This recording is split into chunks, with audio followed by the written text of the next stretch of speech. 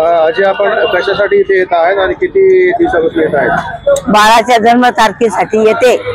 6 महिने होऊन गेले, 7 महिना लागला बाळाला। 1000 बारे आले, हे दे ते दे सगळं दिलं, पण अजून द्यायनच नाही। काय म्हणणं आहे त्यांचं?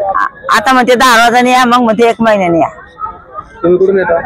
मी मंगल बाजार रामनगरातून। पोरगी बाळातीन कुठं झालेली आहे, शिल्लडच्या पुढं कन्नड जवळ। अच्छा, पोरगी तिथून इथं आणली होती, मी नात माझी इथं आणली होती। म्हणजे नात आहे ना, मी बाळात पानला आणली होती।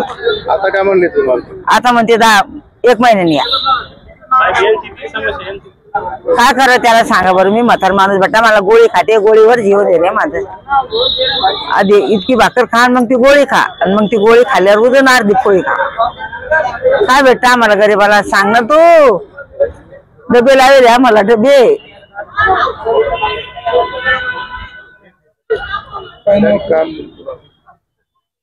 नाव काय आपलं?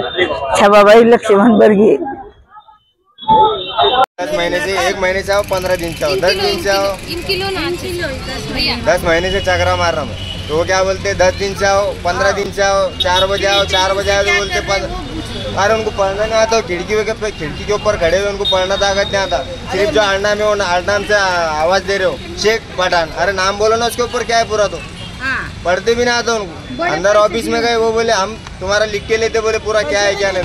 लिख के लिए उन्होंने, फिर उसके बाद में वो क्या बोलते 1 महीने के बाद आओ। अभी 1 महीने के बाद आया, फिर बोलते 15 दिन के बाद आओ। 15 दिन के बाद आया तो अभी भी चेक करना चालू है। कंप्यूटर बंद रहता और बोलते हाँ चेक हो रहा, वापिस दे देते हो। इतने बड़े चिट्टे हो गए, वापिस दे देते, हाँ चेक होगा, नहीं आया तुम्हारा, ऐसी चीज करते हो। क्या नाम? अरे मेरा नाम सोहेल पठान।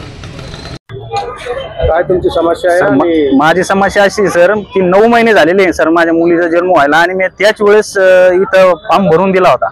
आता 9 महिने झालेले, मी प्रत्येक महिन्याला आलो की सांगतात तुम्ही पुढच्या तारखेला या, त्याच्या पुढची 15 दिवसानंतर तारीख देतात। परत इथं आल्यावर तेच त्यांना विचारलं बुवा असे चक्रा का मारावं लागतात, तर त्यांना सांगितलं की आम्हाला जिल्हा परिषद मध्ये येतच नाही म्हणे, इथं आल्याच्या नंतर आम्ही देतो म्हणे।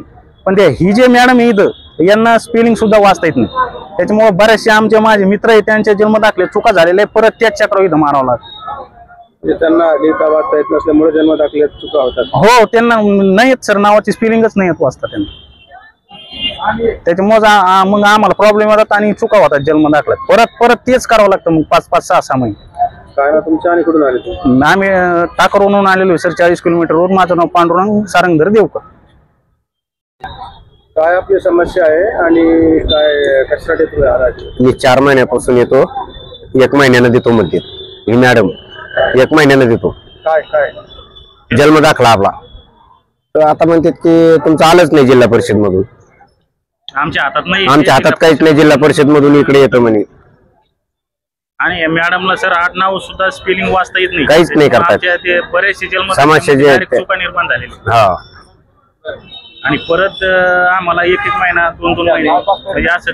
आता माझे खुद जन्म दाखलेला 9 महिने झालेले सर, माझ्या मुलीच्या जन्म दाखला तरी पण आलेला। त्यामुळे विलंब होतोय असं म्हणतो ते आम्हाला जिल्हा परिषद मधून येत नाही आमच्याकडे। कुठून आले तुम्ही? टाकरवरून 40 किलोमीटरवरून आलो आम्ही। काय ना तुमचं? रामराव जनार्दन शिंदे।